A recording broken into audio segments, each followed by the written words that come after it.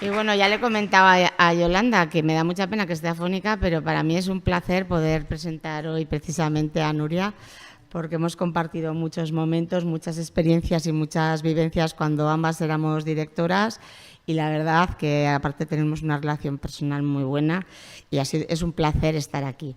Sí que voy a leer también su currículum porque me parece importante saber de dónde venimos. Es licenciada en Ciencias de la Información por la Universidad Complutense de Madrid, con un máster en Estudios Interdisciplinares de Género y máster en Género y Políticas de Igualdad entre Mujeres y Hombres, ambos por la Universidad Rey Juan Carlos. Ha sido profesora invitada del máster de Estudios Interdisciplinares de Género de la Universidad Rey Juan Carlos y profesora invitada en el título de experto en prevención contra la violencia de género de la Universidad de Castilla-La Mancha. Ha dado cobertura a la guerra de Bosnia, al sitio de Sarajevo, el intento de golpe de Estado en la Unión Soviética en 1991 y los campos de refugiados croatas para el seminario Panorama.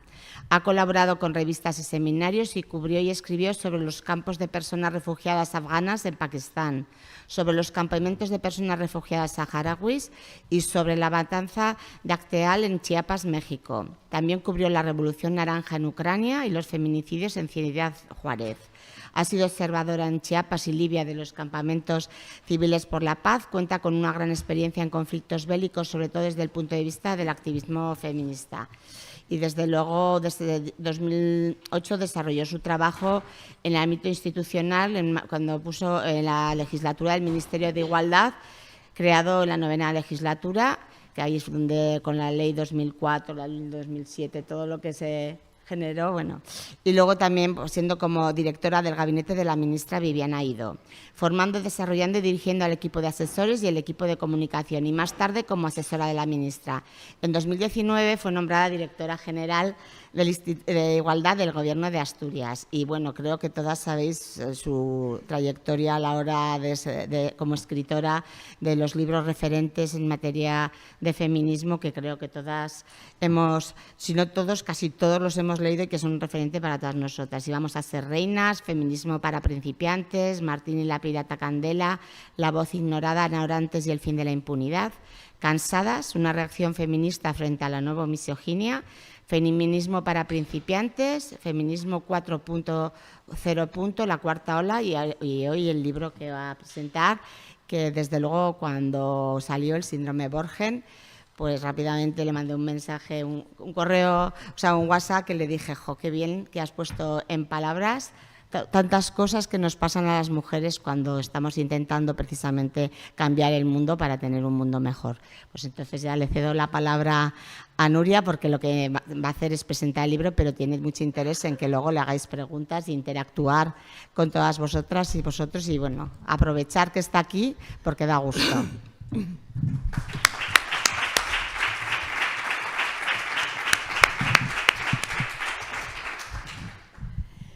Bueno, como veis, yo no estoy mucho mejor que Yolanda, o sea que es un desastre esto. No, muchas gracias, Yolanda, por invitarme. Hacía mucho que no venía a Pamplona y mira que me gusta y mira que tengo amigas. Muchísimas gracias, Eva, por estar aquí, por presentarme y por todo lo que hemos trabajado estos últimos años. Como os digo, estoy muy contenta porque a mí no hay nada que más me guste que hablar de feminismo, así que venir a Pamplona para juntarnos todas y hablar de feminismo pues es un regalo. Y más regalo porque Yolanda dice que presentemos mi último libro, El síndrome Borgen, así que vamos allá. No quiero amargaros la tarde, ¿vale? Pero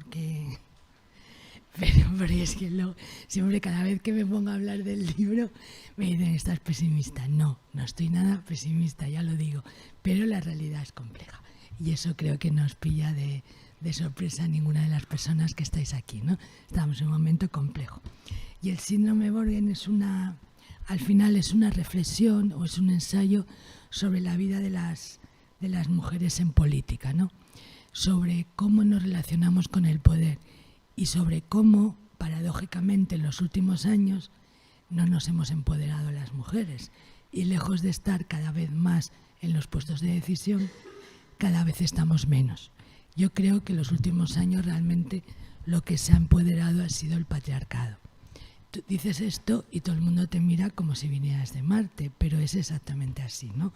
Fijaros, en 2023, en enero del año pasado, había 36 mujeres al frente de 36 países, ¿no?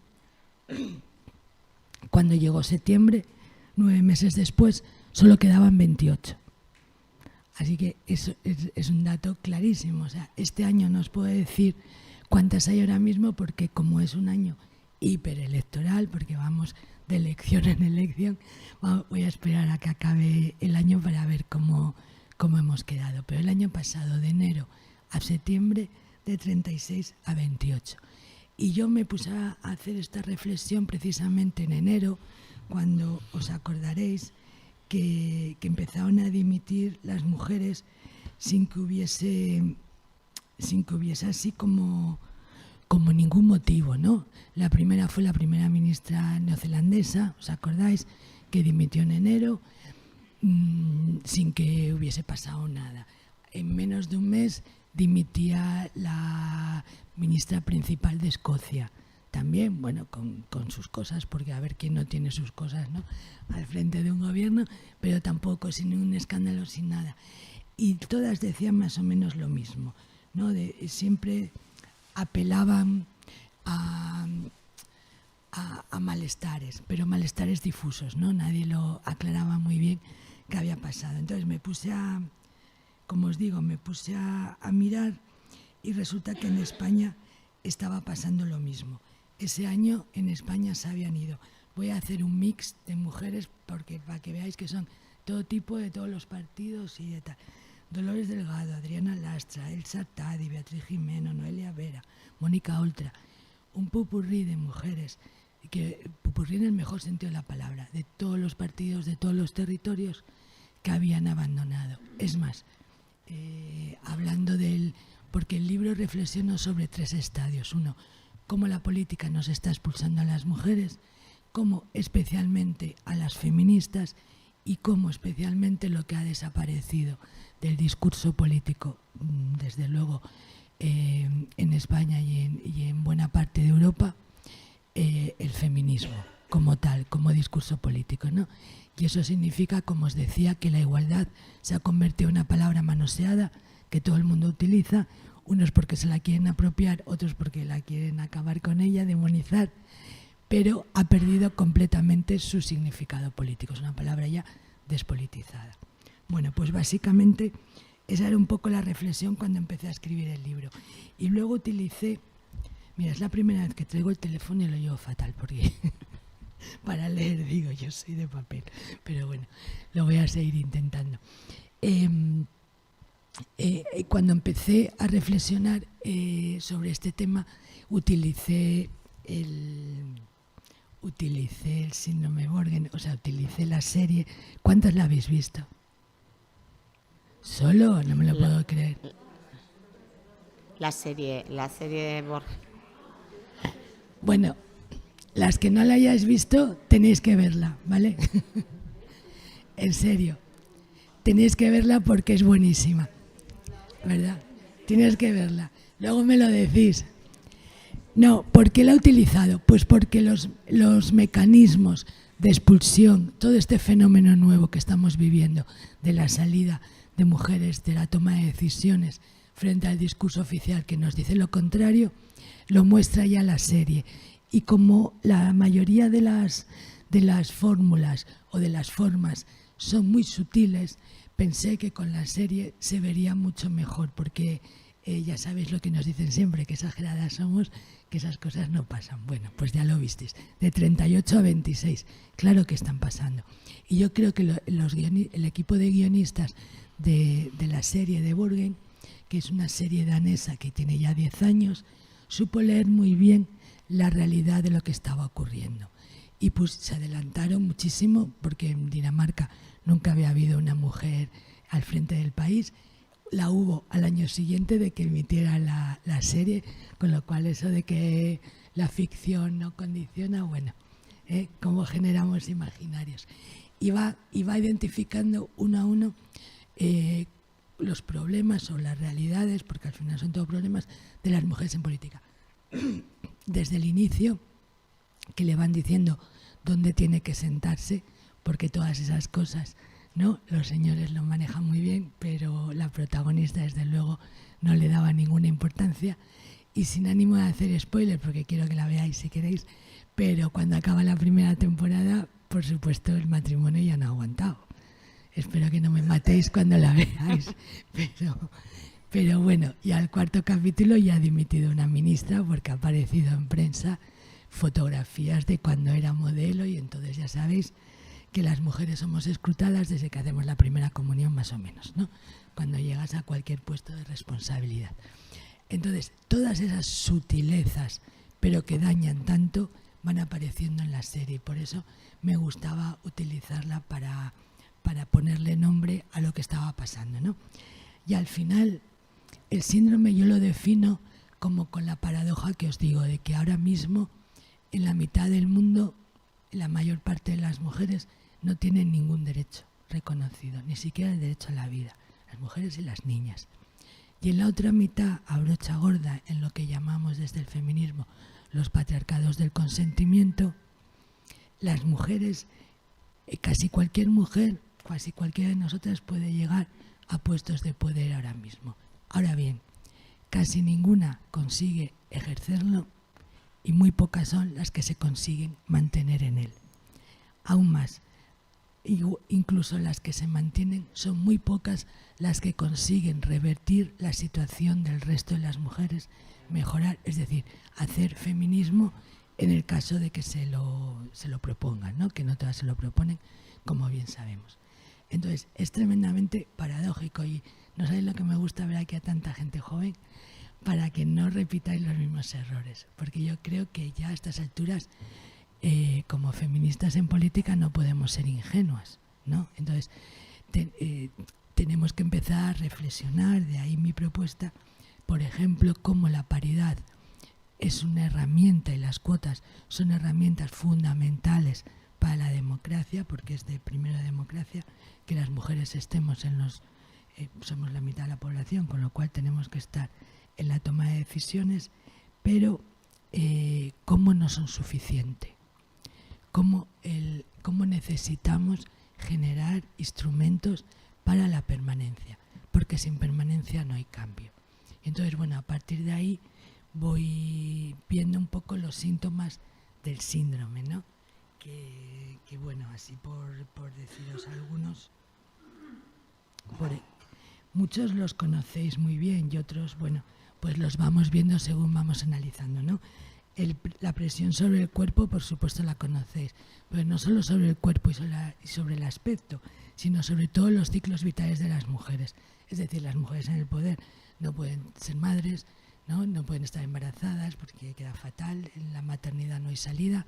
Si adoptas un rol masculino eres mala madre, y si adoptas un rol tradicional, en la serie se preguntan, ¿qué queremos? ¿Una buena madre o una buena primera ministra? A ver, decidiros, ¿no? Entonces, con los hijos y las hijas, que sepáis que no hay salida en el poder.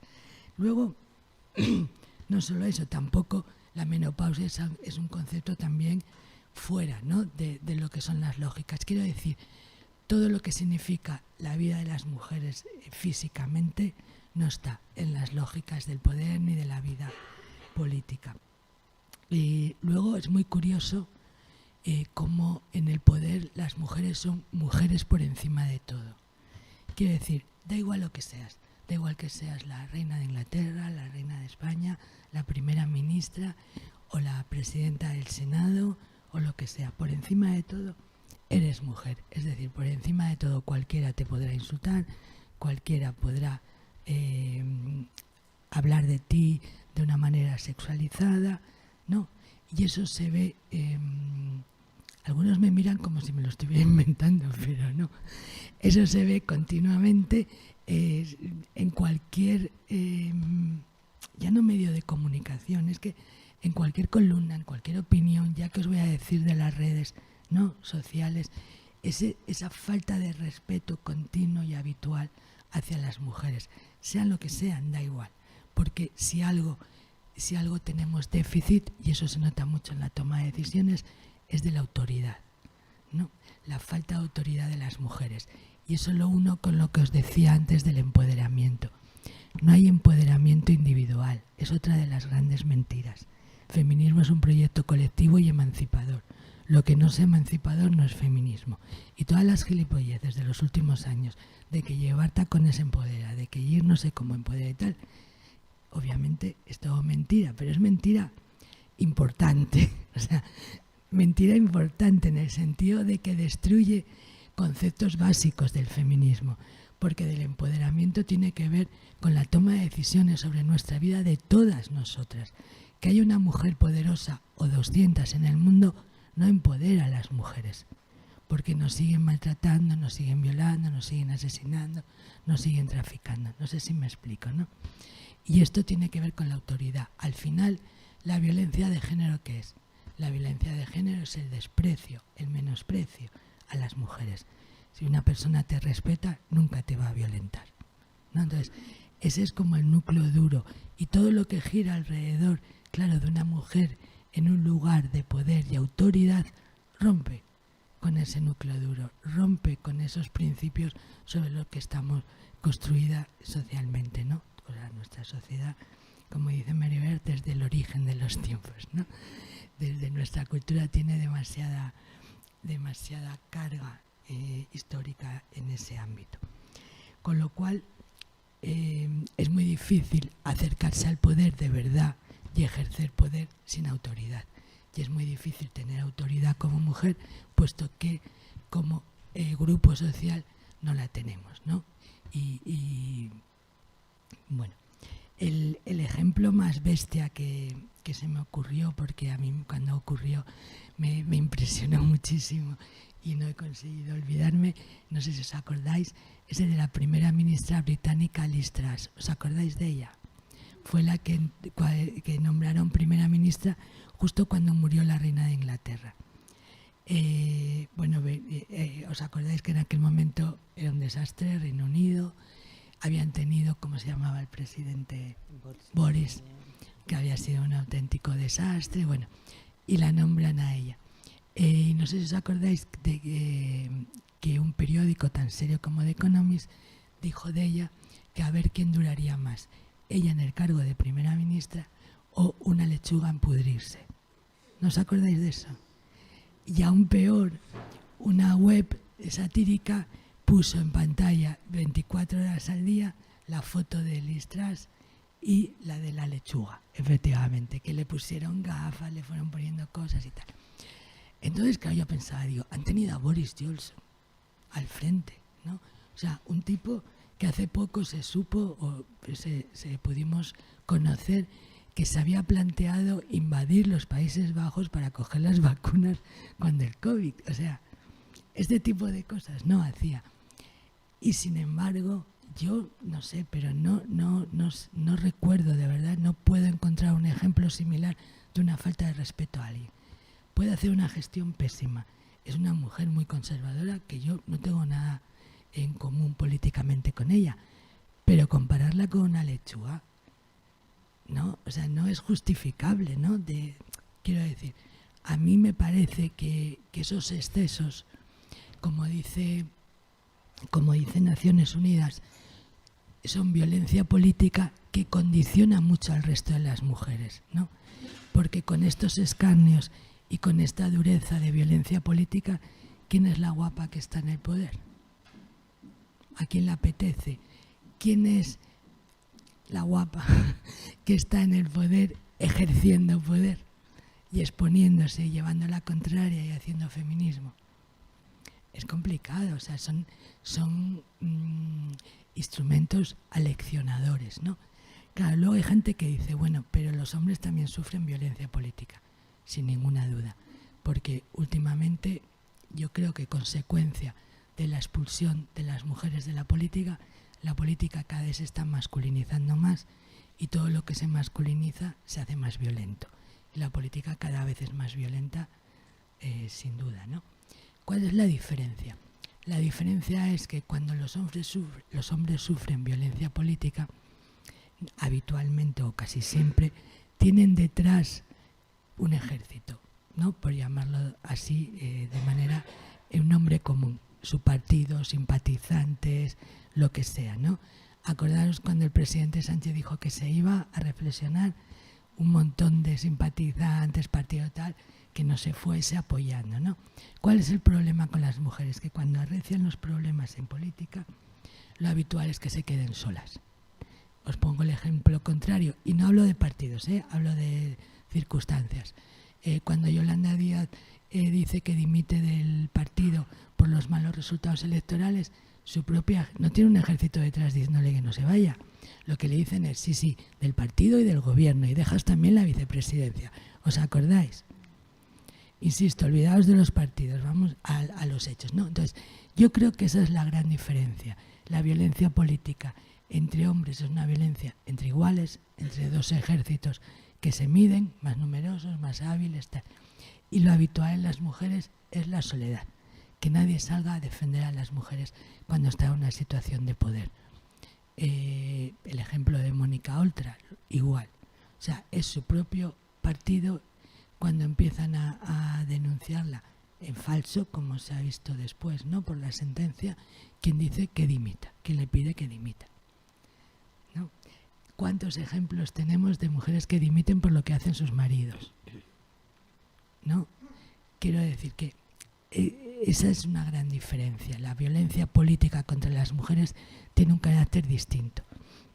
Y esa soledad, ¿dónde viene? Bueno, pues también viene de cómo el poder sigue resistiéndosenos, ¿no? Fijaros que cada vez tenemos mujeres en la política más jóvenes. Vamos batiendo récords de juventud, ¿no? En todo el mundo, además. Yo, según iba poniendo ejemplos, la primera ministra neozelandesa, la finlandesa, todas van batiendo récords de juventud. ¿Es malo? No, claro que no. La juventud no tiene nada de malo, pero sí tiene un déficit en política, que cuanto más joven menos poder, lógicamente. No te ha dado tiempo a generar las redes de poder, las estructuras que necesitas para cuando viene esa guerra.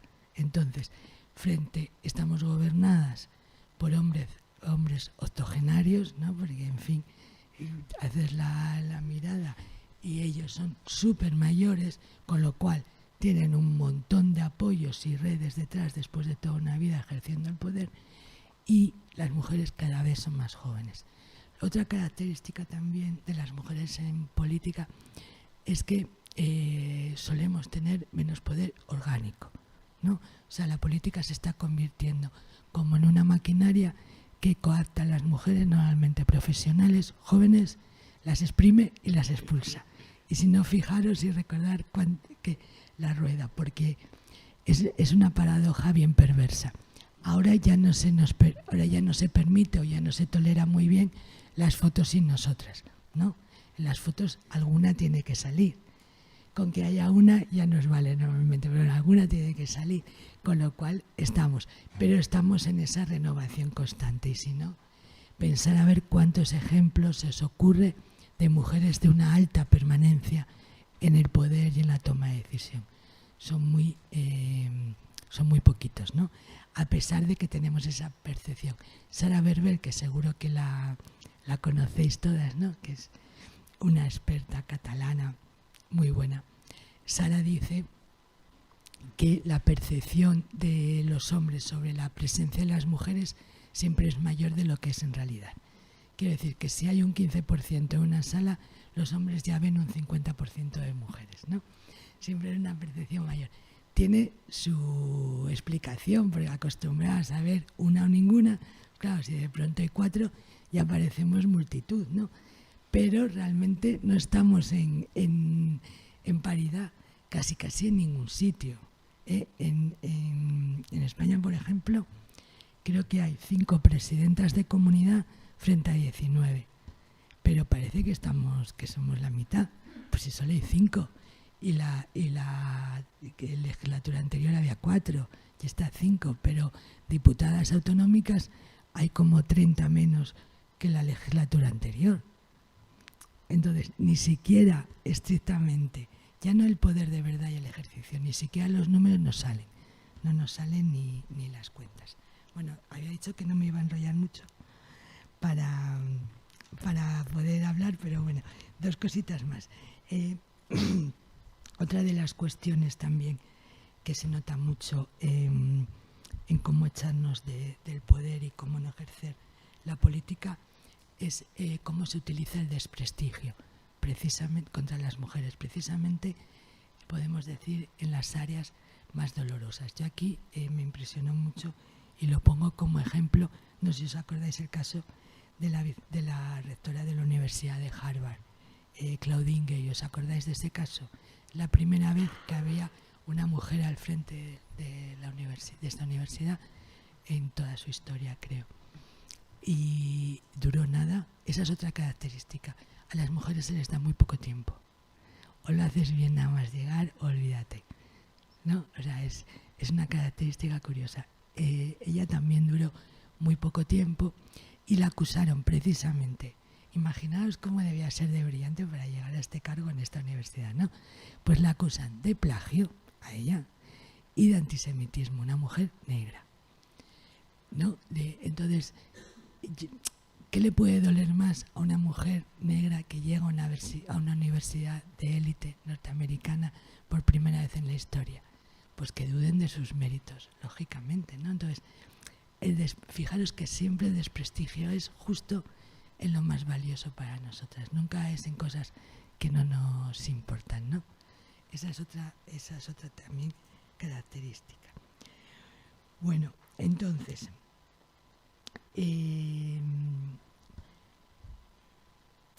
otra de las cosas que me impresionó mucho cuando lo encontré, no sé si lo voy a leer, ¿te parece? Sí. Es cuando encontré la primera ministra que tuvimos en España fue Federica Montseny, ¿os acordáis? Bueno, es muy interesante, porque yo también hablo en el libro de otros mecanismos como son los techos de cristal que conocemos todas, los suelos pegajosos, los sótanos, los escalones rotos y el acantilado de cristal, que no sé si lo conocéis. Bueno, el acantilado de cristal está de última moda, porque es que son todo ejemplos, ¿no? Últimamente. El acantilado de cristal lo llamamos la experiencia de cuando hay una situación muy complicada, una situación de crisis, una situación muy difícil, es cuando se llaman las mujeres para los puestos de responsabilidad. Y claro, hay una probabilidad de fracaso elevadísima, ¿no? Entonces luego dirán que es que gestionamos muy mal. Pero bueno, el caso más obvio, el último, es Kamala Harris. O sea, está haciendo una campaña frente a un tipo como este en el último momento, sin planificar, ¿no? Si hay por primera vez una mujer al frente de Estados Unidos, es un acantilado de cristal, porque no se lo pudieron, ¿no? Es como, hay que salvar esto, te toca. Y va y lo hacemos, que es lo que a mí más me sorprende, ¿no? Que decimos que sí. Bueno, hay un montón, ahora que ya ves cómo está Naciones Unidas, pues es la primera vez que se está barajando en serio que la próxima secretaria general de Naciones Unidas sea ya por fin una mujer. Dices, ahora, que ya no tiene prestigio, ya no tiene dinero, que se está cayendo, ¿no? Entonces, el acantilado de cristal es una de las figuras también recurrentes que luego, ¿ves? Que luego tiene sus consecuencias. Bueno, pues Federica Montseny ya fue un acantilado de cristal. La primera vez que tuvimos una ministra en España fue en plena guerra civil. ¿Se os ocurre un momento de mayor dificultad, no? Además se lo ofrecen a una mujer anarquista y feminista. Entonces, ella misma, claro, y hasta Federica dijo que sí, que tiene tela, ¿no? Y ella decía, contaba todas las contradicciones que tenía como anarquista, entrar en el gobierno, pero como no podía decir que no, cómo se sentía obligada, también las contradicciones ella misma con el feminismo, ¿no? Porque en algunas cosas sí, pero en otras, bueno, tenía sus aquel, ¿no? Entonces, fijaros, pero no solo eso, sino que también Federica Montseny dimitió, pero es que en nuestra historia hasta Clara Campoamor dimitió, o sea, que ha dimitido todas. Incluso las mujeres de derechas, Margaret Thatcher también dimitió, o sea que la famosísima, igual no las más jóvenes no os acordáis, pero es todavía para la gente de una edad todavía el gran estereotipo, ¿no? La dama de hierro, una mujer súper conservadora, pero como tantos otros hombres hay al frente de los partidos, pero que se quedó con el estereotipo de la dama de hierro. Sin embargo, también dimitió. Y digo que os lo voy a leer si no os importa, porque cuando me encontré, cuando Federica Montseny deja el puesto, deja el ministerio, a los pocos días da una charla para contar cómo fueron, bueno, lo titula así, ¿no? Da una conferencia en el teatro en Valencia, precisamente, en el Teatro Apolo de Valencia, y una charla que titula Mi experiencia en el Ministerio de Sanidad y Asistencia Social. Os voy a leer un poquito, porque yo ya lo confieso, que es lo que yo podía haber dicho cuando dejé Asturias, pero Eva, tú también, ¿a que sí? Es que se parece muchísimo a lo que podemos decir cualquiera de nosotras hoy, teniendo en cuenta que estamos hablando de 1937, ¿no? Que ya nos vale. Bueno, pues dice Federica: regresé a Valencia y me dispuse a hacer el ministerio, a construirlo, empezando por buscar local y acabando por conseguir el traslado a Valencia de todos los elementos que en Madrid estaban y me eran precisos. Cuántas resistencias a vencer también en esto. Muchos de los que estaban en Madrid no querían venir, no sé por qué. No sé si porque eran verdaderos héroes que querían morir confundidos en la gloria que a Madrid espera, o no querían venir porque esperaban la entrada en Madrid de los fascistas por estar más cerca de ellos. Solo sé que constituyen estas condiciones un ministerio, debiendo ante todo proceder a la movilización del personal. Y por regla general, las pequeñas dificultades son mucho más difíciles de vencer que las grandes. A las grandes dificultades, a los grandes obstáculos, se puede oponer y se oponen siempre las grandes resoluciones y las grandes energías. Pero a la oposición lenta y sorda, a eso hay que poner una cantidad de paciencia incontable y la astucia propia de los gatos que esperan a que el ratón salga. Si yo volviera a ser ministra, creo que me serviría de algo la experiencia, y me serviría, por ejemplo, una experiencia dura observada por mí. Cuando entré en el ministerio, mi ministerio estaba constituido por hombres de todas las tendencias. Había un frente popular de funcionarios que intervenían en todos los asuntos, que fiscalizaban muchas cosas. Me encontré también con hombres que, de hecho, por sus amistades, por sus relaciones personales, por la formidable facultad de intriga que tenían, eran los verdaderos dueños del ministerio. Trabajaba como todos mis compañeros, como estábamos acostumbrados a trabajar. Y la primera cosa que tuve que hacer fue, a la vez que estructuraba y reconstruía el ministerio que no existía, eliminar a todas esas fuerzas adversas que habían de ser obstáculo para mi gestión y que no habían de ayudarme absolutamente en nada. Sin dinero, lo de los presupuestos lo sabemos todas, ¿no? Con dificultades incontables, con obstaculación sistemática del Ministerio de Hacienda, con una guerrilla sorda y permanente del Ministerio de Instrucción Pública, con gente metida en el mío. Todo estaba al servicio de los facciosos precisamente, pero todo lo que hacían, lo hacían para fastidiarme o para obstaculizarme. En una palabra, fijaros, yo pretendía hacer una obra reformista dentro de mi sentido revolucionario y a pesar de ello encontré oposición permanente. ¿Hay aquí alguien que haya estado en igualdad y que no lo firme? Seguro que no. Fijaros, ¿no? ¿No me oyes? A ver, ahora. Ya lo sé, es que en cuanto me muevo y encima tengo tendencia a bajar. Bueno, el texto de Federica yo lo recojo, pero está en cualquier sitio, ¿no? Y a mí me gustó mucho, la verdad, cuando lo encontré. Bueno, me gustó, no. Me asombré muchísimo cuando lo encontré, porque digo, es que es lo mismo. Es la misma guerrilla sorda, la misma violencia invisible, ¿no? La misma obstaculizar los cambios importantes. Entonces, lo que decía antes, hay como tres procesos.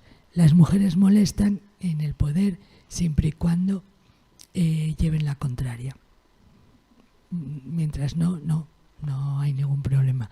las feministas empezamos a molestar mucho, porque además estamos en una época de confusión grande en la que, por un lado, la derecha ha convertido las políticas de igualdad en políticas de familia y la izquierda ha convertido las políticas de igualdad en políticas de identidad, en políticas de diversidad y en políticas sociales. Todas son importantes. Las políticas de familia, de identidad, de diversidad y las políticas sociales, por supuesto, pero no son políticas de igualdad. Las políticas de igualdad van al origen de la desigualdad, al origen de la división de poder entre hombres y mujeres, al origen de la subordinación. No hacen asistencialismo, no van a ayudar, no van a poner tiritas. Si lo vemos en violencia, por ejemplo, contra la violencia lo vemos muy claro, ¿no? Todo el sistema contra la violencia, y aquí creo que hay mucha gente que ha trabajado en ello, se ha movido hacia la política social y el asistencialismo. Estamos llegando al final del proceso y claro que hay que acompañar a las mujeres víctimas y claro que hay que hacer lo posible para que cojan las riendas de su vida, pero las políticas de igualdad lo que tienen que hacer es evitar, erradicar la violencia de género, no dar asistencia a las mujeres cuando son víctimas, que también, insisto, pero entra dentro de otro tipo de política. Lo importante de lo que tienen que hacer las políticas de igualdad es modificar, transformar. Son políticas transformadoras en origen y pelearse contra la división. Sí, vamos, todas las brechas, ¿no? Pero ir al origen de esas brechas. Bueno, y ya acabo. A pesar de todo y de todo, yo creo que estamos en un momento muy difícil. Algunas teóricas hablan, y la verdad es que me gusta mucho esta frase, que lo dice Lidia Llevadot, cuando dice que el poder se viste de rosa como el diablo se viste de Prada, ¿no? Que por debajo de toda esa performance las relaciones de poder se mantienen casi inalterables. Yo creo que en la pandemia vimos muy bien cómo la distribución sexual del trabajo prácticamente no se había movido en los últimos años. Bueno, a pesar de todo y a pesar de que hay quienes hablan de otro concepto que me gusta mucho, que es la complejización de la reacción, ¿no?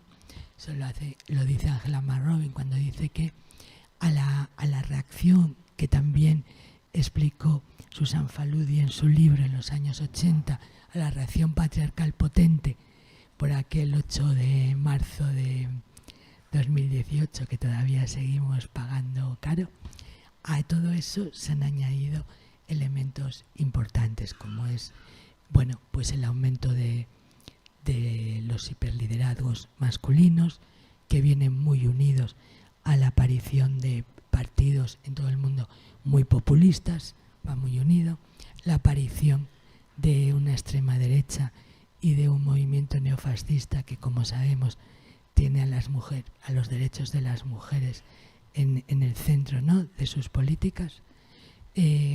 Todo lo que tiene que ver con lo que llamamos manosfera o machosfera, que es como todas esas comunidades de hombres misóginos se han vuelto tremendamente violentas, ¿no? Y lo que era vergonzante hace unos años ahora es motivo de orgullo y lo eximen y violentan toda la violencia verbal que sufrimos, creo que todo el mundo que está en un mínimo ámbito público. Y también, bueno, pues yo también incluyo cómo hay una izquierda que se ha aliado con la posmodernidad y ha abandonado sus postulados clásicos, lo cual nos ha dejado al feminismo una sensación de orfandad importante, ¿no? De ahí, bueno, podríamos añadir muchas otras cosas, la cultura de la violación y tantas otras cosas que nos rodean. Pero bueno, pero básicamente el libro, y tampoco quiero hacer spoiler, pero la última frase del libro es: y sin embargo se mueve. Y yo estoy convencida, porque el feminismo es una historia de éxito. Hemos estado en situaciones muy difíciles, incluso peores que ahora, nos hemos sentado, nos hemos unido, nos hemos puesto a trabajar y hemos ido cambiando las cosas. Así que bueno, yo creo que, sin embargo, se mueve y por eso estamos aquí.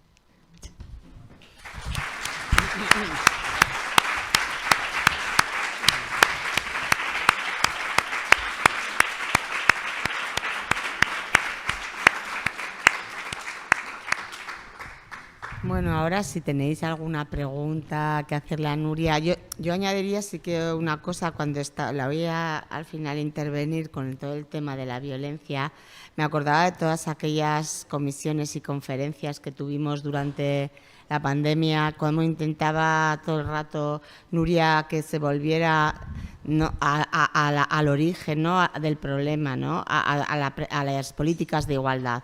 Que no solo, por supuesto, como ha dicho, hay que atender a las víctimas, pero que no se quedan ahí las políticas de igualdad, sino que realmente fueran a lo que tiene que lo que genera la violencia. La violencia al final es una consecuencia. Hay que ir a las causas. Y como ha dicho Nuria, las causas son la desigualdad. Y no, entonces decimos, es que no es que no lo escucharan, es que no querían hacer. Y estoy refiriendo a todo tipo, como he dicho antes, no estoy hablando de partidos, no estoy hablando de comunidades, estoy hablando de una tendencia a hacer, ¿no?, que también es, por otro lado, es muy humana, ¿no?, a atender desde el asistencialismo a las víctimas, pero realmente porque hacer políticas de igualdad transformadoras supone cambiar todo lo que hasta ahora, lo que se trata muchas veces es de cambiar un poco para que todo siga igual, y sin embargo nosotras lo que llevamos es el mensaje de cambiar para que nada siga igual. Entonces yo creo que en ese sentido, cuando la oía ahora hablar, me acordaba de eso, de cómo Nuria volvía siempre, y algunas comunidades también la apoyábamos, ¿no?, de no olvidar las políticas de igualdad. En el anterior crisis que hubo, cuando hubo esos recortes brutales, que las políticas... Como bien sabéis, con escasísimo éxito. Sí.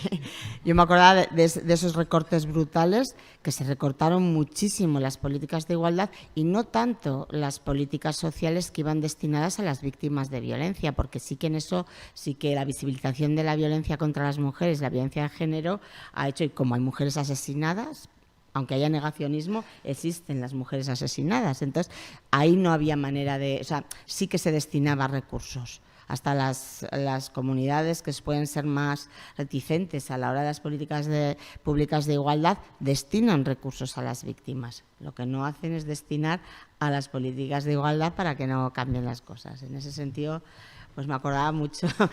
Bueno, con poco éxito, pero por lo menos ahí estábamos, ¿no?, hablando de eso precisamente también en el COVID, ¿no?, de cómo las mujeres, y de visibilizando el papel de las mujeres, de que no fuera otra crisis que nos dejaba atrás, y de que estábamos en primera línea, porque realmente estamos sosteniendo otra vez lo que decías de la división sexual del trabajo, se vio otra vez de primera mano. Bueno, yo ya me callo y aquí a ver... Sí. Hay aquí no, hay un micro, ¿verdad? Sí, hay aquí un micro.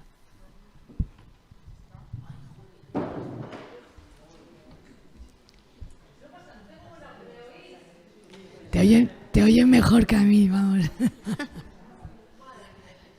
Yo estoy de acuerdo en lo del asistencialismo. A mí, o sea, como tal, tampoco me gusta, en plan, por poner un ejemplo, dar condones a las mujeres prostituidas para que, cuando encima o sea, estoy de acuerdo en lo del asistencialismo, pero sí que se necesita hacer una intervención, ¿cómo se puede decir? Integral, efectivamente, de reparación para las víctimas y todo esto.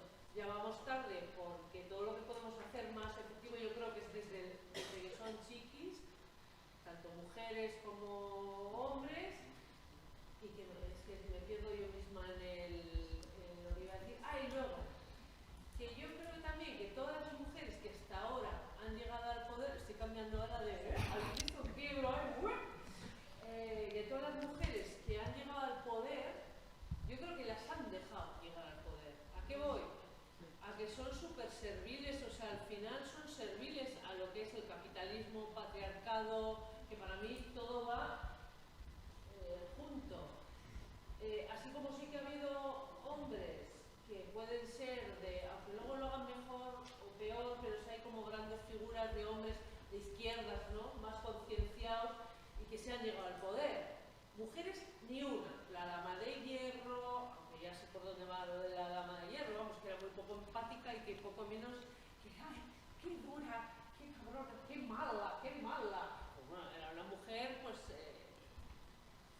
defendiendo todo esto. A lo que voy, todas las que llegan arriba, digamos, es porque son serviles totalmente al sistema patriarcal capitalista. O sea, si no, no llegan. Yo creo que no ha habido ni una mujer realmente de izquierda, que si no, corregirme, que yo también Andrea, no, ¿quién, cuál ha llegado al poder? Bueno, te ha puesto el ejemplo de Federica, ¿no? ¿De quién? La pobre Federica Montseny, hombre, Clara. Anarquista.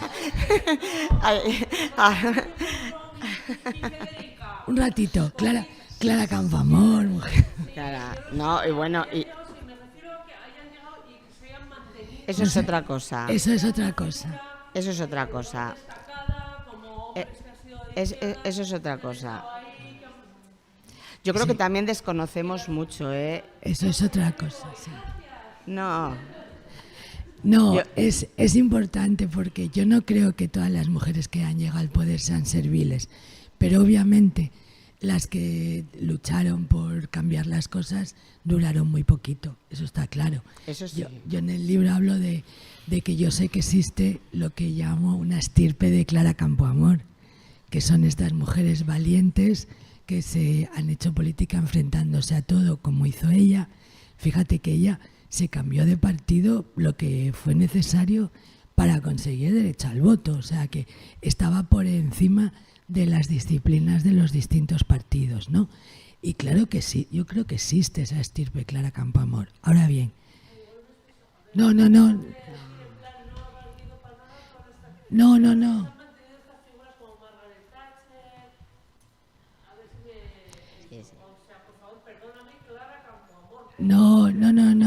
Lo que te quiero decir es que hay muchas mujeres que lo han hecho y que lo han pagado muy caro.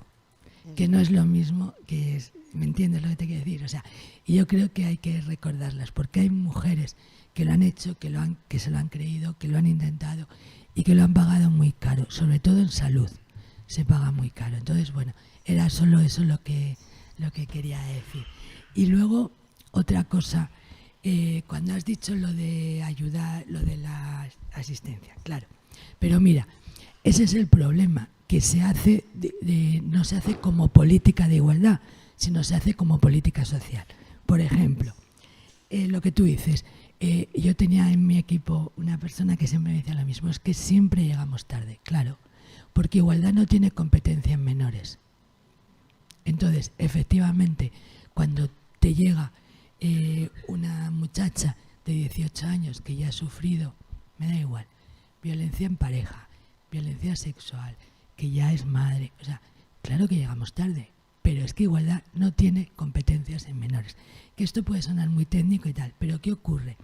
Que siempre que hablamos de políticas de igualdad y de feminismo, todo el mundo se queda en la superficie, incluidos los medios de comunicación, no tienen, ni idea de lo que están hablando. Lo digo con alegría porque soy periodista, con lo cual conozco muy bien a mi gremio. O sea, mira que en otros temas se profundiza, se analiza, se estudia. Creo que conocemos el sistema de salud, por ejemplo, perfectamente, los presupuestos, tal. Pero de igualdad no se sabe nada. No se sabe ni en qué consiste el pacto contra la violencia, el pacto de Estado, ni quién lo recibe, ni cómo hay que justificar ese gasto, ni por qué tenemos tantas dificultades en la ejecución. Nada, entonces todo el mundo habla de manera superficial y a brocha gorda. Entonces, uno, es muy difícil hacer las políticas integrales de las que presumen nuestros dirigentes porque no tenemos las competencias suficientes. Mientras los menores, mientras no se pueda acceder a menores y la gente que es experta en menores no sea experta en violencia, no va a funcionar, porque además no hay mecanismos de transversalidad en la administración. Tampoco, por ejemplo, cuando abrimos el centro de crisis, o sea, ¿cómo voy a dejar fuera a las crías de 14 años? ¿Dónde van a ir? Pero en teoría no las podía atender. O sea, tenemos...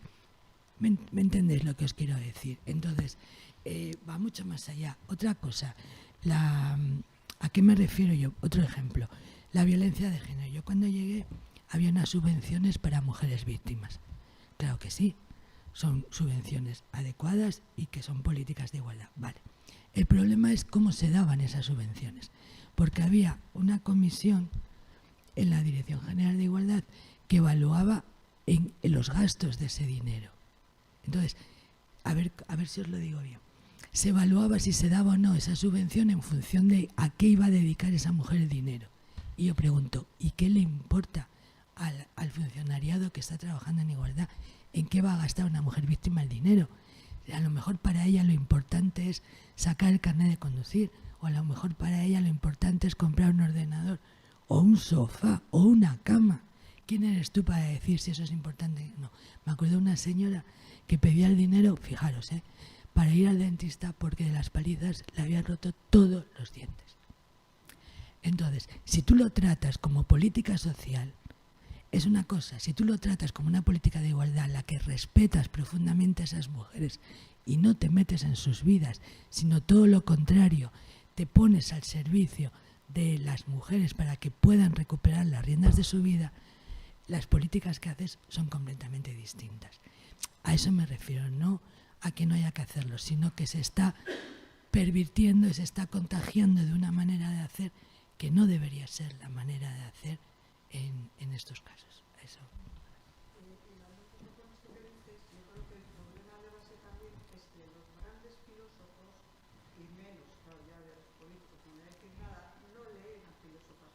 Ah, claro.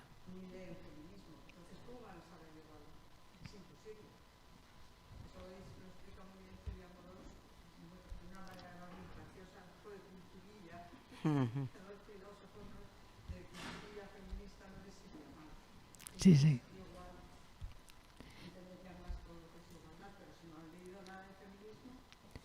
Ya, bueno, claro, pero no sé cómo decirte, es que nadie se atreve a decir las burradas que dice la gente sobre el feminismo. Nadie, no. O sea, últimamente todo el mundo se ha puesto de moda ponerle un apellido al feminismo. Entonces, el feminismo y lo que sea, porque ya vale todo, ¿no? No sé, bueno, es que hay tantas burradas por ahí que no quiero ni decirlo. O sea, parece que el feminismo aguanta todo. Y no, como decía Celia, feminismo es el ayuno, el emancipatorio, nada más. Entonces, no hay un feminismo a la medida de cada una. No, el feminismo es una teoría política, ¿no? Pero claro, si queréis voy más para atrás. La universidad ahora mismo es un problema más que una solución. La falta de autoridad, sobre todo, viene de ahí. Pero luego, si vas a la administración, yo creo que... O sea, yo todo lo que hago es a ver si conseguimos hacer una reflexión y cambiar la estrategia, ¿no? Porque, por ejemplo, hasta la incidencia política que hacemos desde el feminismo. Vamos siempre a reclamar al Ministerio de Igualdad, al Departamento de Igualdad. Que no, que los problemas no están ahí.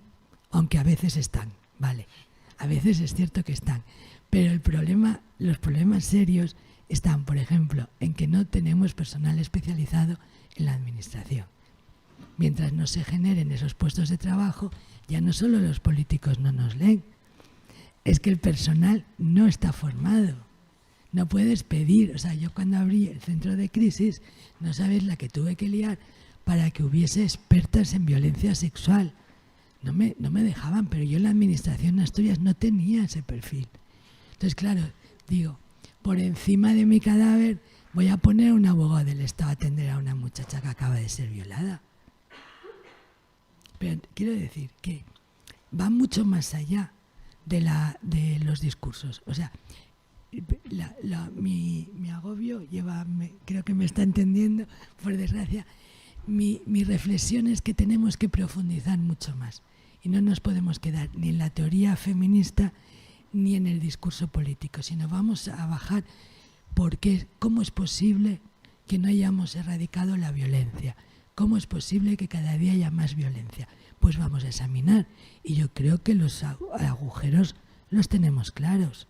Hay un agujero administrativo serio porque no hay personal especializado, porque no hay recursos suficientes, porque los ámbitos de igualdad no están dimensionados de manera adecuada, ni presupuestariamente, ni con personal adecuado. Mira ahora, con el desastre de Valencia, me alegró un montón. Una de las primeras medidas fue abrir una bolsa de 100 personas para reforzar la administración pública para poder hacer todas las gestiones.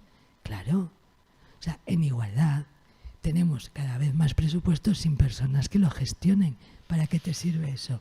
Para generar más problemas.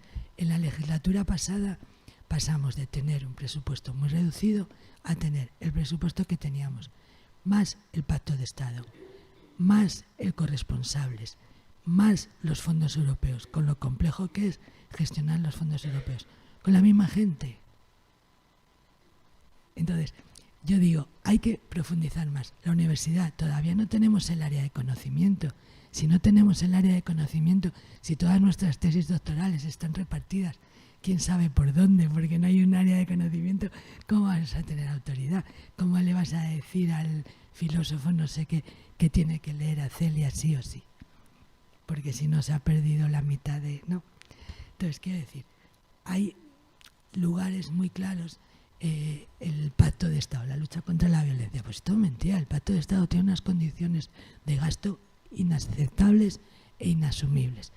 Sin embargo, la bronca está en porque hay ayuntamientos que pintan las farolas de morado.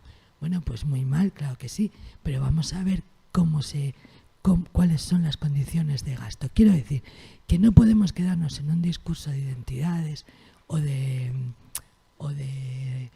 no sé, en el aire, que tenemos que bajar las condiciones materiales otra vez y que tenemos que bajar a tierra y que tenemos que ver dónde están las dificultades y los problemas y que el discurso político, además de lo que se dice, hay que hacerlo. Y la igualdad se ha quedado ahí en el aire. Ya me he lanzado.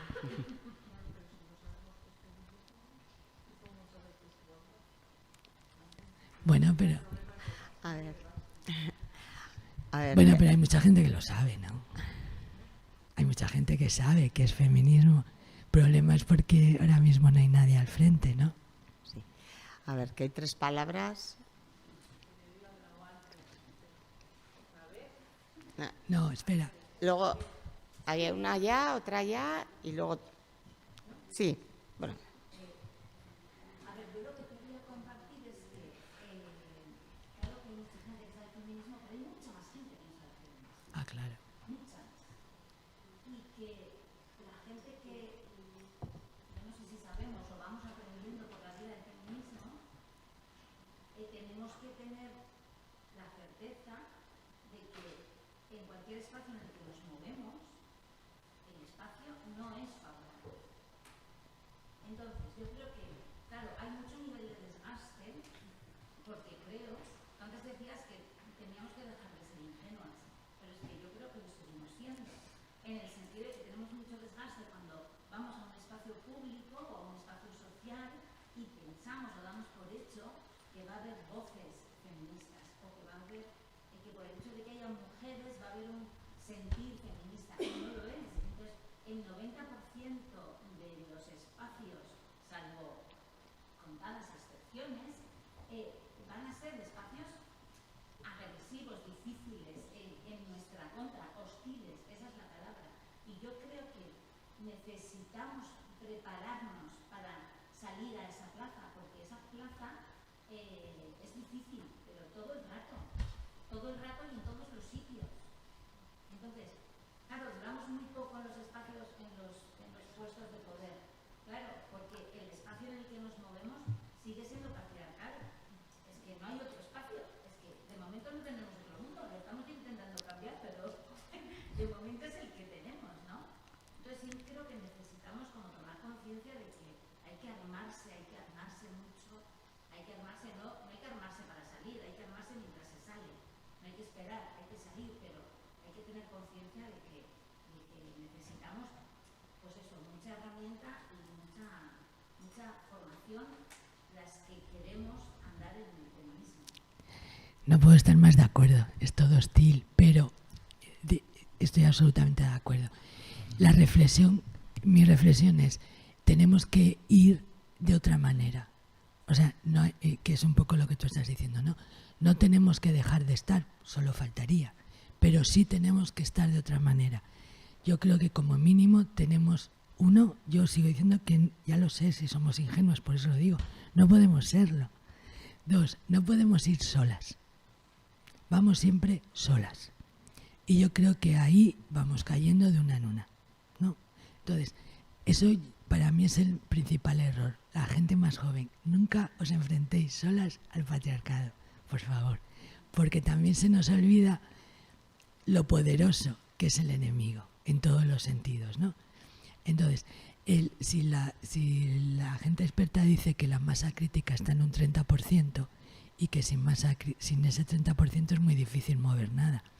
Tenemos que ir así, no tenemos que intentar construirlo, no. O sea, poner condiciones como van ellos. Yo también recuerdo la frase, no os acordáis de Audre Lorde, cuando dice que las herramientas del amo nunca destruirán la casa del amo. Entonces, ese también es otra estrategia. Mientras sigamos en el marco patriarcal, no vamos a salir de ahí. Tenemos que ir, claro que sí, pero juntas, nunca solas, sin ser ingenuas y con el marco bien claro de no comprar ninguna de las mentiras patriarcales. Porque si no, yo creo que esa es la única rendija del sistema.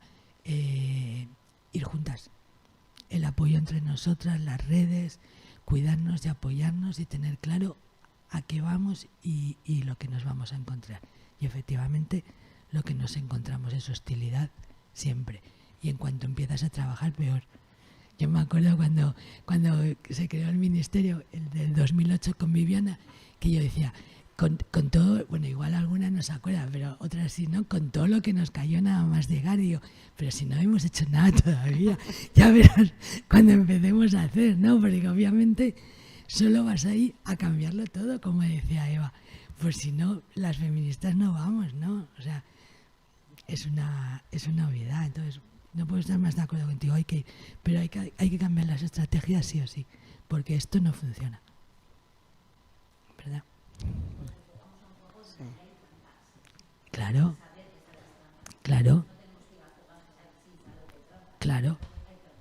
Es un escenario que no hemos hecho nosotras, que no está hecho para nosotras, que es absolutamente hostil y que efectivamente los procedimientos nos expulsan antes de llegar. Con lo cual, claro, hay trampas, muchas todo el rato.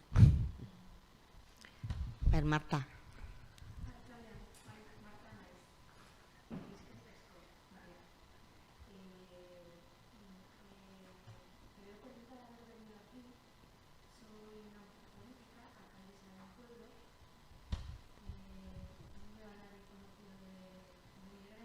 Sí, pues la que ha hablado antes la que tú. acaba de hablar. Ya vais dos. Ella también es alcaldesa. Las dos alcaldesas.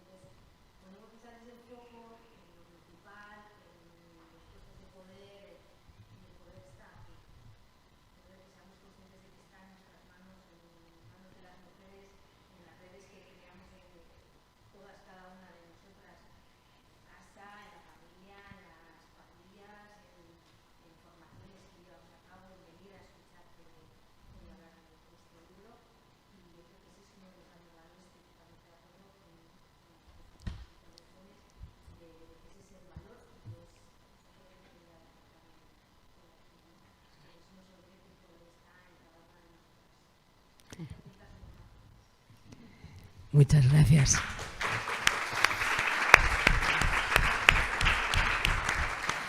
Oye, que no dimita a nadie, ¿eh? Que hacéis mucha falta. Yo siempre me acuerdo con esto con Marcela Lagarde, ¿no? Que siempre habla de qué sería de las mujeres sin las mujeres.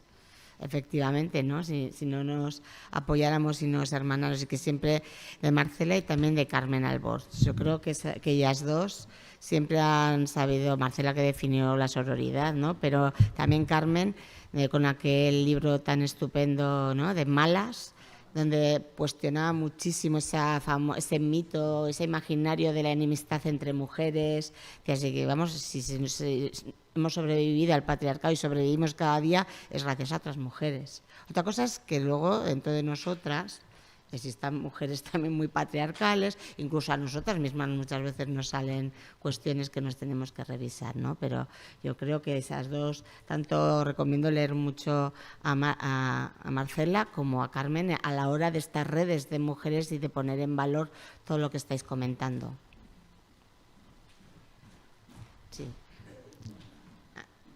Sí, ahora te tocaba y luego hay otra.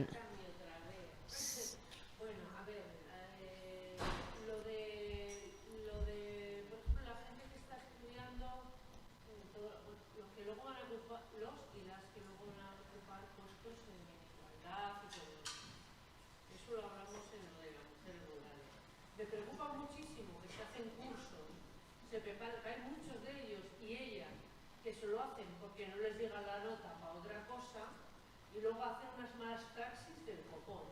Y luego, ¿de qué sirve que se estudien? Es que es verdad, no sé qué de igualdad, técnica de igualdad, no sé qué. Cuando luego hablas de prostitución, bueno, es que esto hay debate, o sea, ¿qué se está estudiando? ¿Cómo se está preparando a toda esta gente que luego tiene que atender a las mujeres? Que es que hay gente que es que no tiene ni una mínima conciencia feminista. Se estudian eso para tener un puesto, entonces no nos sirve tampoco. A ver, es importante lo de la educación, pero tú por mucho que prepares a las fuerzas y de esto, seguridad del Estado, que se tienen que hacer el curso, venga, pues ya me lo hago, tal. ¿Qué se está dando en esos cursos? ¿Qué posición se tiene a nivel global, digo, a nivel estatal, sobre la prostitución, sobre... ¿Sabéis lo que es? Que no sé si me explico bien. Entonces, me parece que se tendría que hacer también muchísima incidencia en la mala praxis. En la mala praxis. No solo sirve que tú venga, me estudio esto y venga, ya tengo este puesto aquí. Pues imagínate los que no estudian. No, pero no... A ver, sí, sí. Sí, te lo digo en serio. No, hay gente que no estudia. Te lo digo en serio. Es que te lo digo.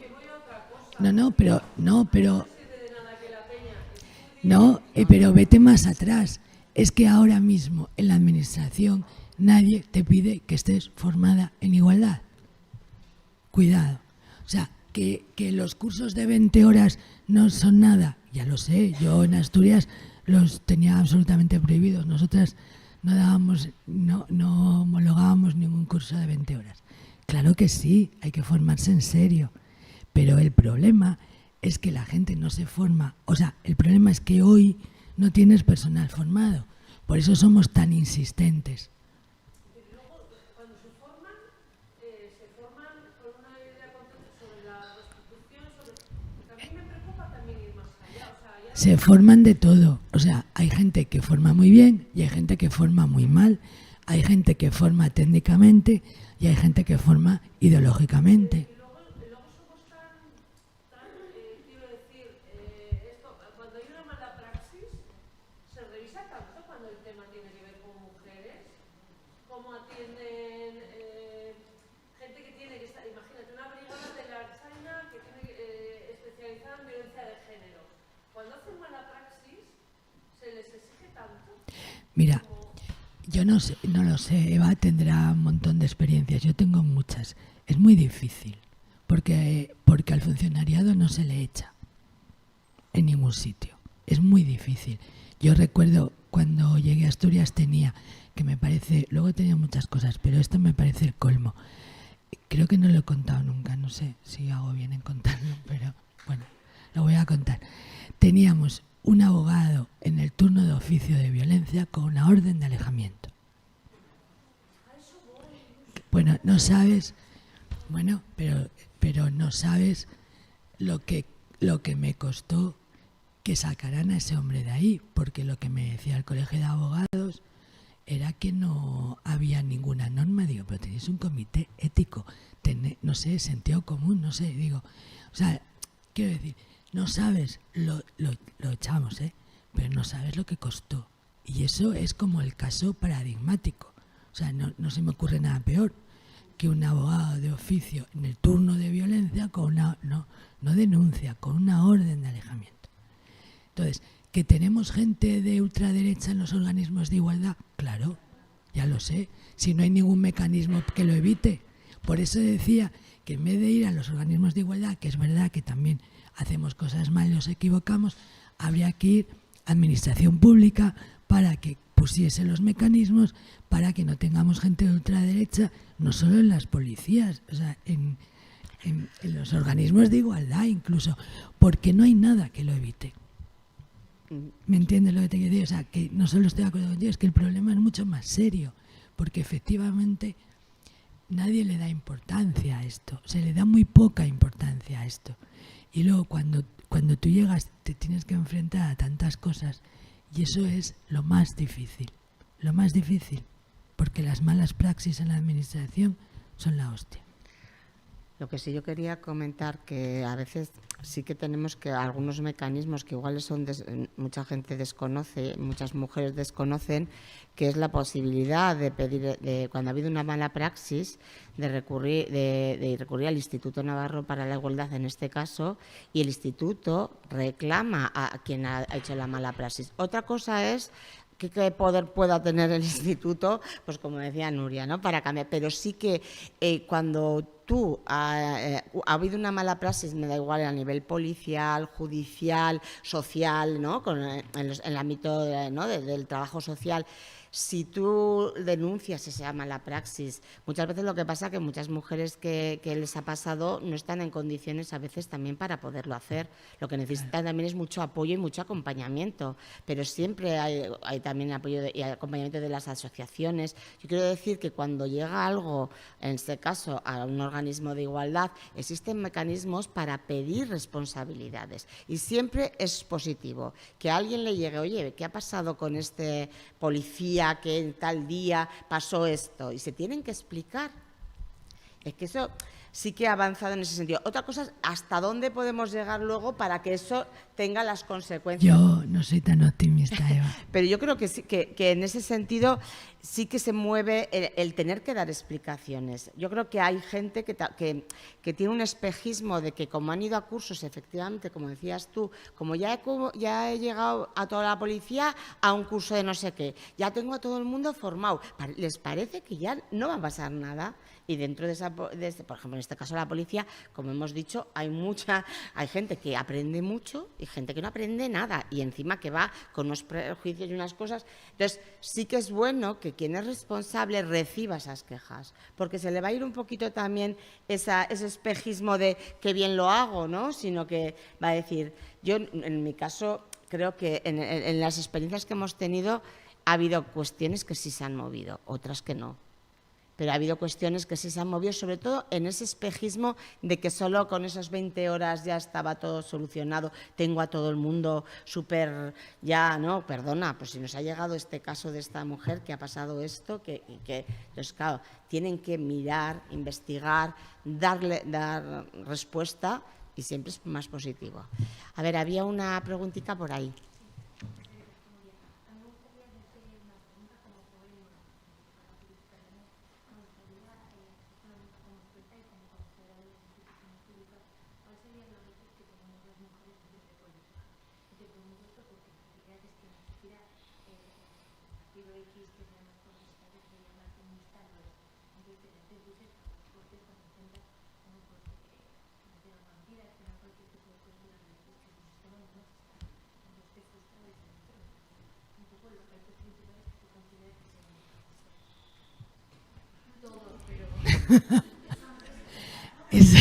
Eso ahora, ¿no? En un ratito. No, claro, tenemos que yo no soy, por ejemplo, yo no soy militante, ¿vale?, de ningún partido, aunque he estado en puestos de responsabilidad. Yo creo que las mujeres que estáis en partidos, claro, ¿qué te voy a decir? Que los dinamitéis. Claro, entonces, ¿cómo hacer eso? Pues nunca funciona en ningún sitio, porque cada vez que un partido ve que las mujeres de ese partido se están organizando, son ellos los que lo dinamitan. Y eso ha pasado siempre. Lo mismo en los sindicatos. Pero por eso yo me revelaba antes cuando has dicho que las mujeres que llegan no, porque tenemos mujeres valiosísimas en los partidos y en los sindicatos. Ahora bien, no hay manera de cambiar las estructuras de poder. No hay manera de organizarse. Entonces, el otro día me decían, ¿hacemos un partido? Digo, bueno, yo siempre he estado a favor, ¿no?, de un partido feminista. Que no hayamos conseguido éxito hasta ahora no significa que no lo podamos conseguir en el futuro.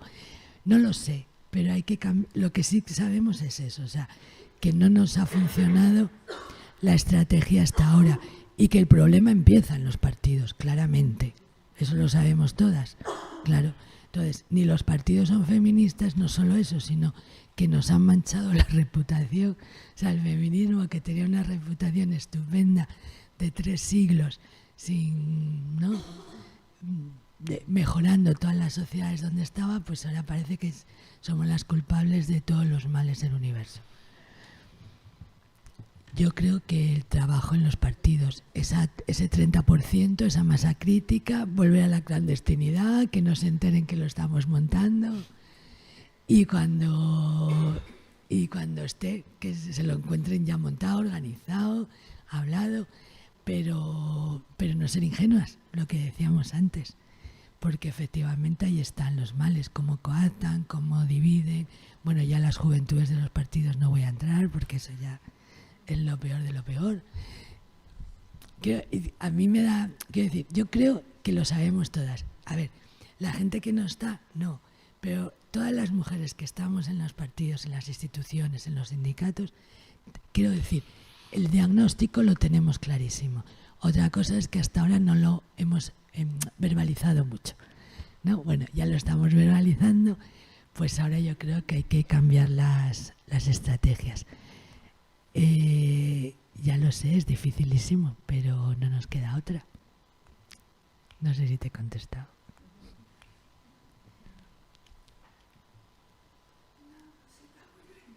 Ay, pobre.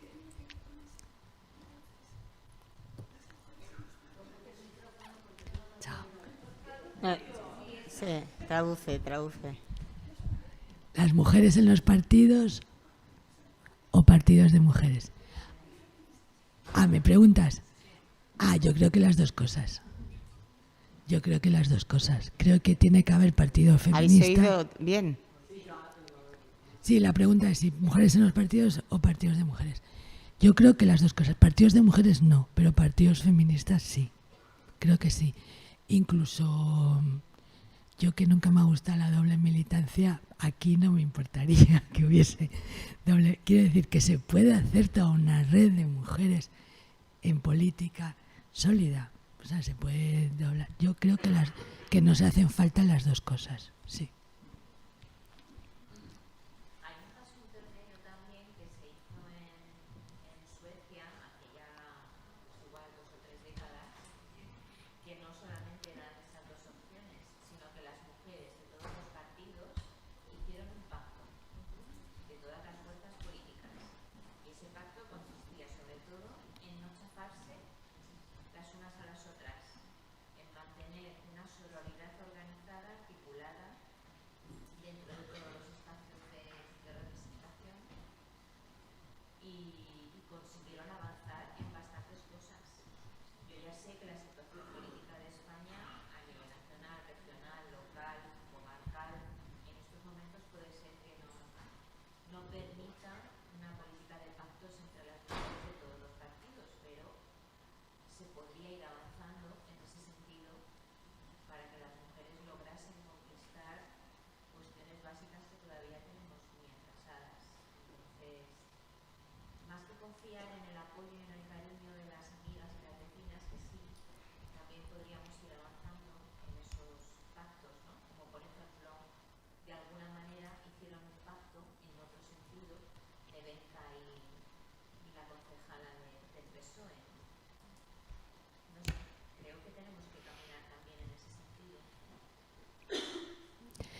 Sí, el modelo, los pactos suecos, o sea, hace 20 años teníamos como esos modelos, ¿no? El pacto de las mujeres en política, los mecanismos que decíamos de las mujeres, que son los que hicimos en España y en toda América Latina, que fueron los institutos de la mujer y todos los estos, y luego el modelo americano y de algunos otros lugares que eran los lobbies de mujeres, ¿no? Que también eran como los tres modelos.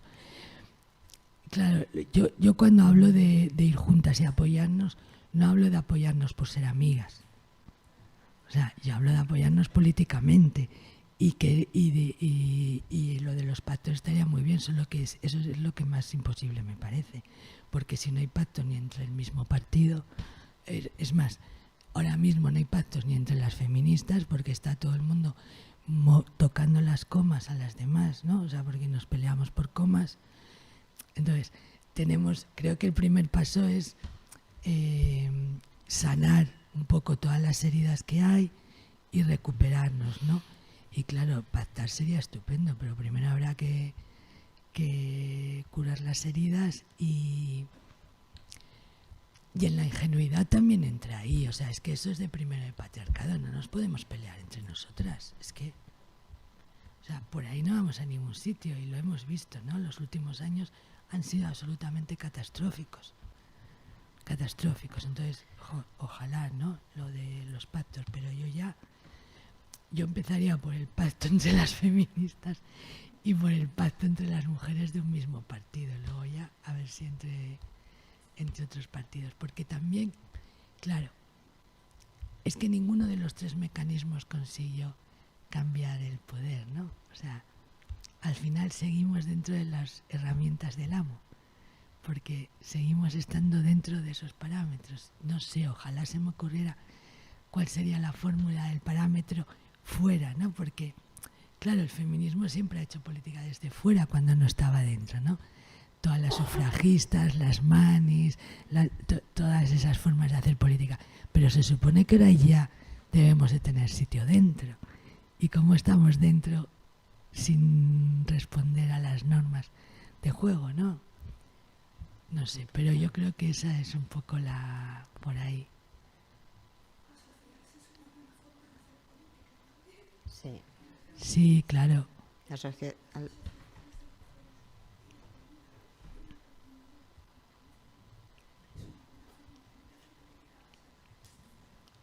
Bueno, de incidencia política.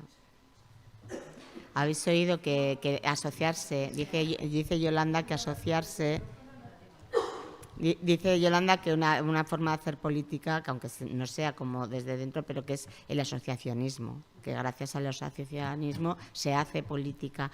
Yo lo que sí también quería comentar, que es que yo creo que en los últimos años nunca se ha hablado tanto de feminismo y sin embargo hemos sido el menos centro de todas las políticas cada vez que se empieza a dar preguntas, no solo ya a la ciudadanía, los discursos políticos dejan a las mujeres fuera continuamente, aunque se estén autodefiniendo como feministas todos los partidos, sobre todo los que están más a la izquierda, y resulta de repente empiezas con qué problemas son los de los que tiene nuestra sociedad, y son todos muy importantes, la vivienda, el desempleo, la salud, pero realmente las mujeres, donde hemos perdido parte de ese foco, ¿no? Lo que decíamos antes, ¿no? Del que comentabas, Nuria, y cuanto más se habla de feminismo, menos se habla de los problemas de las mujeres y las necesidades de las mujeres. ¿Tienes tú esa...? Estamos ahí en la nube. Oye, un momento, el Fondo Joven no ha dicho nada. Algo tendréis que decir, ella ¿no? sí, mira, sí hay una voz. Ya, ahí. bueno, pero Sí. no.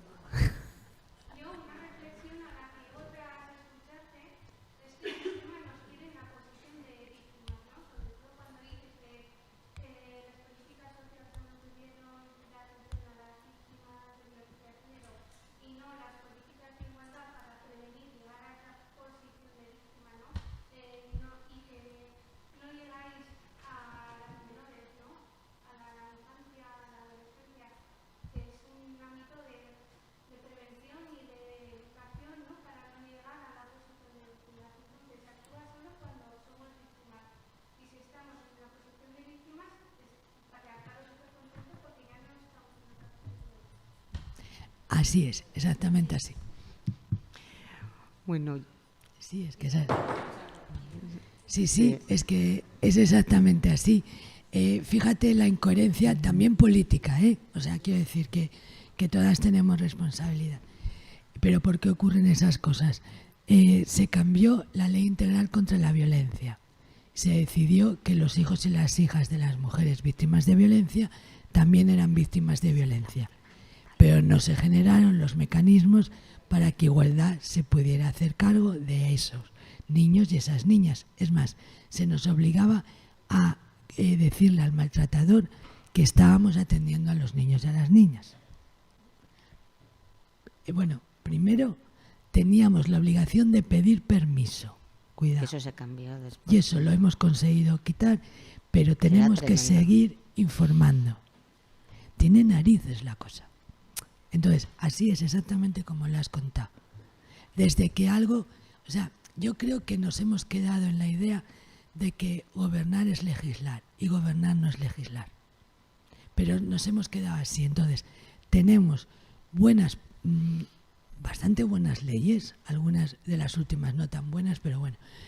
Pero no es un problema legal, es un problema de qué pasa después de que algo se convierte en ley. ¿Cómo se...? Y ahí es donde está todo el gran déficit, ¿no? de implementación real. Entonces, pues fíjate, se quedaron genial con el cambio en la ley integral. Pues ahí hemos llegado y nada más. Bueno, la última ya, porque tenemos que ir acabando, la última pregunta.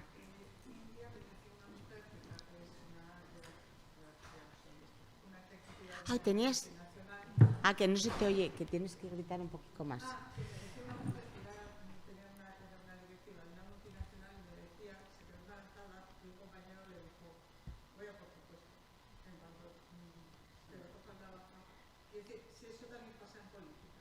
Bueno.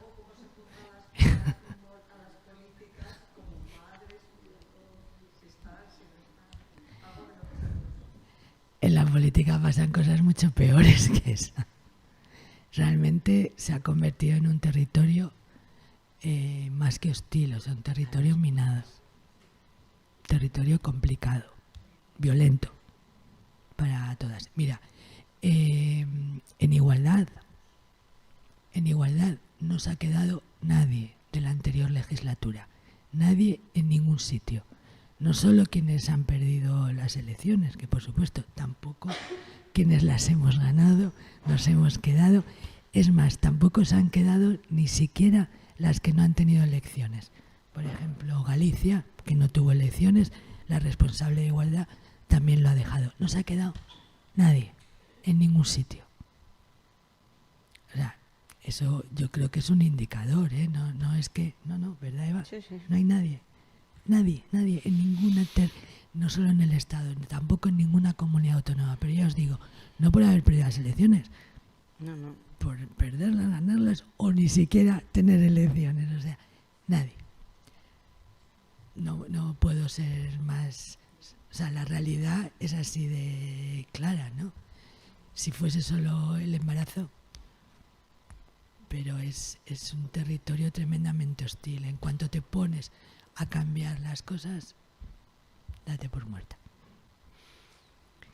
Pues sí que os he animado la tarde. Nada, vamos a ver cómo cerramos esto arriba, ¿no? Sí, Por sí, favor. sí, vamos. Algo de esperanza, ¿no? Me miráis como diciendo, no pienses que voy a decir nada. Bueno, yo creo que sí que ha habido claves que sabemos que tenemos que estar, yo creo que estar juntas. Yo creo que además las dos alcaldesas que están en política lo saben. Yo creo que ha sido el mensaje, ¿no? de que es un ámbito hostil, que ya no somos ingenuas. Yo creo que o que no debemos serlo, porque si no que no debemos ir solas. Yo creo que sí que hay, y que hay herramientas y que, vamos, que hemos resistido y seguiremos resistiendo. Y creo que hasta hemos dado claves, hay varios tipos para hacer, pues como hemos dicho, ¿no? Partidos de feministas y feminismo en los partidos, o sea, y alianzas entre mujeres. Yo creo que en ese sentido, creo que hay herramientas. Lo que pasa que vivimos en un tiempo pues difícil, que sobre todo yo creo que lo que hablábamos después del 2018 no nos esperábamos estar así.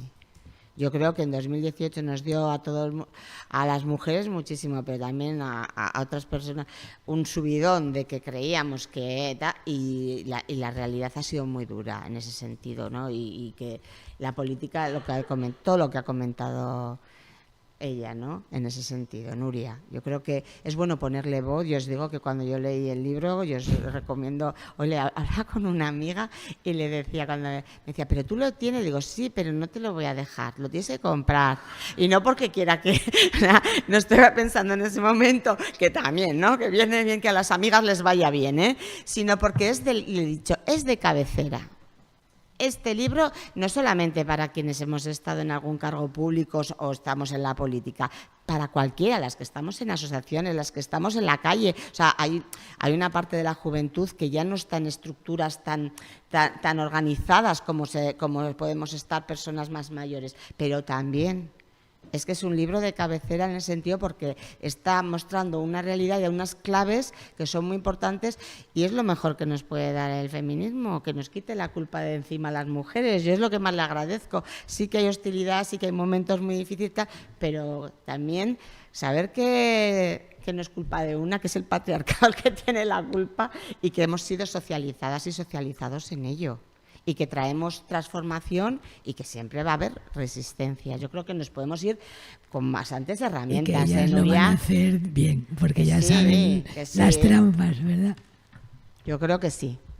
Bueno, dentro de un año volvemos y evaluamos, a ver. Bueno.